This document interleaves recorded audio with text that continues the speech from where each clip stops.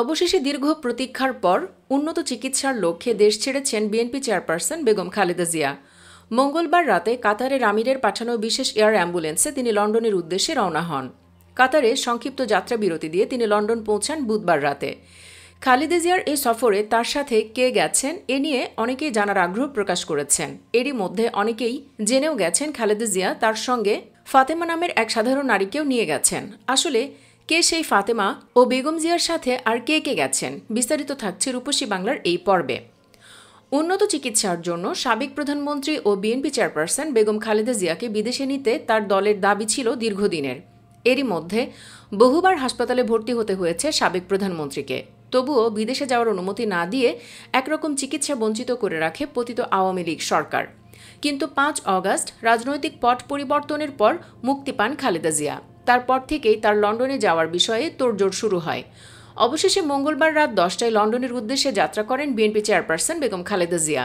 তার সঙ্গে যান তার চিকিৎসায় গঠিত মেডিকেল বোর্ডের সদস্যরা, দলীয় নেতা, ব্যক্তিগত কর্মকর্তা ও স্টাফ সহ ১৫ জনের অধিক মানুষ। আর তাদের মধ্যেই একজন ফাতেমা আক্তার। জানা যায়, গুলশানে বিএনপি চেয়ারপারসন বেগম খালেদা জিয়ার আবাসস্থল ফিরোজায় থাকছেন ২০১০ সাল থেকে।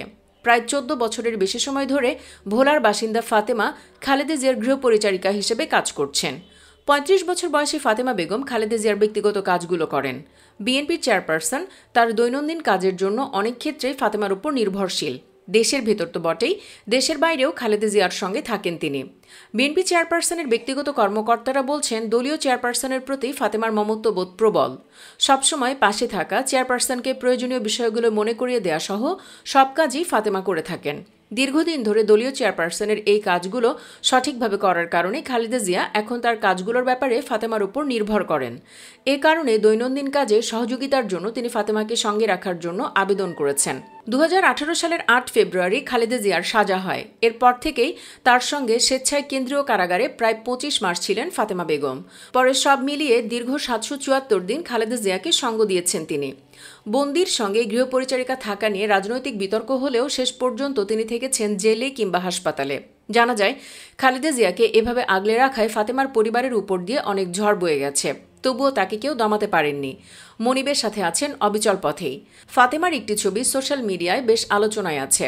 সেটি ২০১৩ সালের।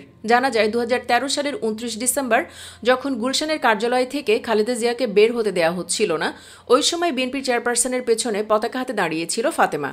খালেদা জিয়া যখন একটু অস্বস্তি বোধ করেন, তখনই এই ফাতেমা তার হাতটি শক্ত করে ধরে রাখেন। ফাতেমা ছাড়াও বেগম জিয়ার সফর সঙ্গীদের মধ্যে তার ছোট ছেলে আরাফাত রহমান কোকোর স্ত্রী শর্মিলা রহমান সিথিও আছেন। সিথিও খালেদা জিয়ার এক বিশ্বস্ত সৈনিক। তিনিও নিঃস্বার্থভাবেই শাশুড়ির পাশে আছেন।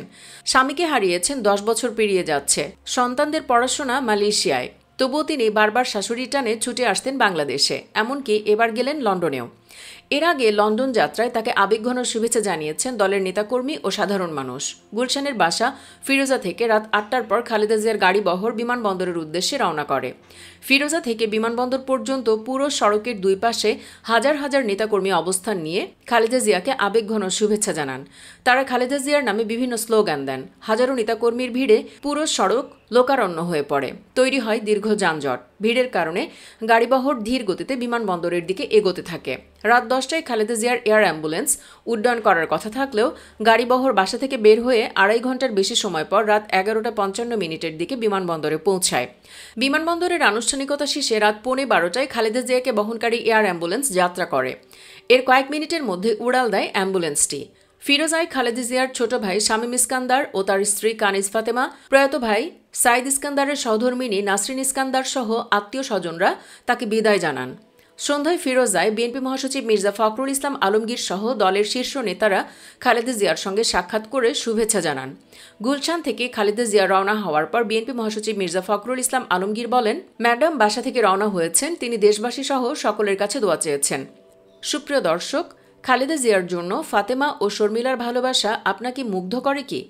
করলে কমেন্টে ইয়েস লিখে জানিয়ে দিন মনের অনুভূতি। আর ভিডিওটি ভালো লাগলে লাইক, শেয়ার ও চ্যানেলটি সাবস্ক্রাইব করে রাখুন। ধন্যবাদ সবাইকে।